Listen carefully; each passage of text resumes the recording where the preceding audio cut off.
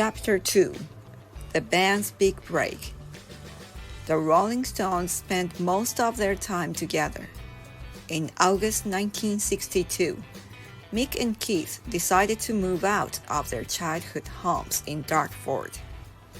They joined Brian in a London apartment. They couldn't afford much. The apartment had only 2 rooms and was lit with bare light bulbs. The boys owned no furniture except for a few mattresses to sleep on. They left their trash on the floor and dishes piled in the sink. It was especially freezing in winter. Mick was still in college at the London School of Economics. He and Keith were only 19 years old, and Brian was 20. Brian and Keith now devoted all of their times to the band. Brian worked hard to find them places to play, but jobs were hard to get. Not enough people wanted to hear a bunch of British teenagers singing their own versions of American songs. Dick Taylor decided to leave the band, so the Rolling Stones began looking for a new bass player. Bill Wyman was about 7 years older than the other boys and already had a steady job and a family of his own.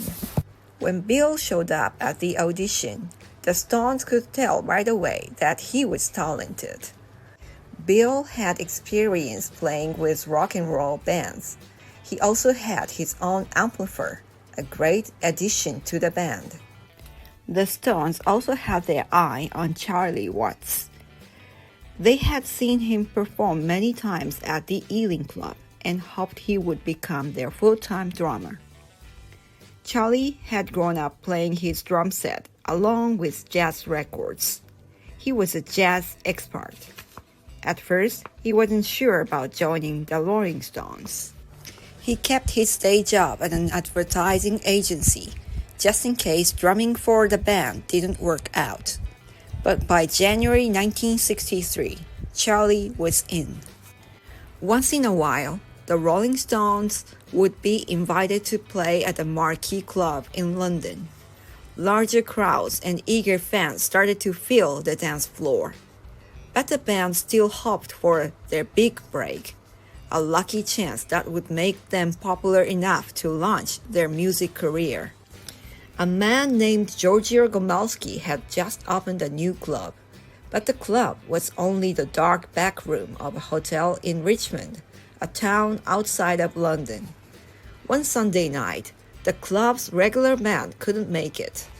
Giorgio knew that Brian Jones had started a band and needed work, so he asked the Stones to fill in. The Rolling Stones first played at a club called the Crawdaddy on February 24, 1963. It was a snowy day. Only a few people came out for the show. By the next week, the crowd had doubled. Even more people showed up the week after that.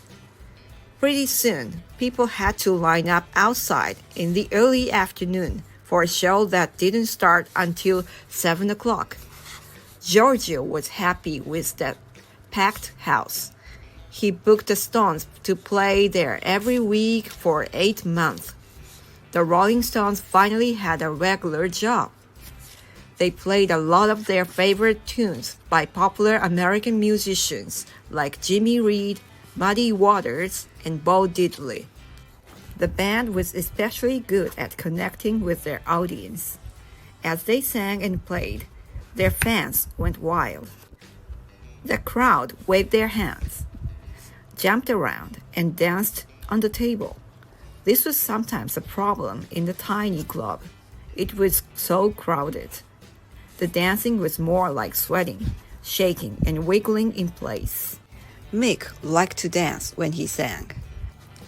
But there wasn't much room on the stage at the Crawdaddy.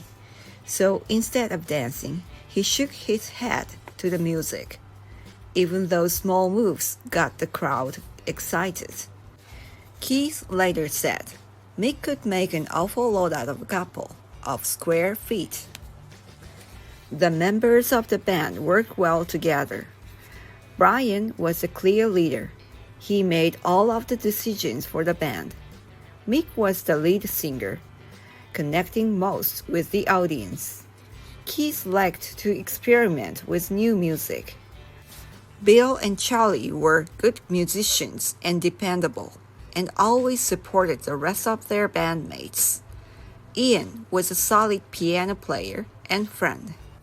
During their shows at the Crown Daddy, the Stones learned a lot about playing and performing in front of an audience. They made mistakes, but they realized that good shows and bad shows were both chances to get better. Mick once said, "We played everything and anything. That's how you learn." The Rolling Stones were finally getting noticed. Their regular job at the Crawdaddy gave them the time to become better musicians. It also gave them a chance to build up a group of young fans. The more fans they had, the bigger the audiences would be, and their popularity could only grow from there.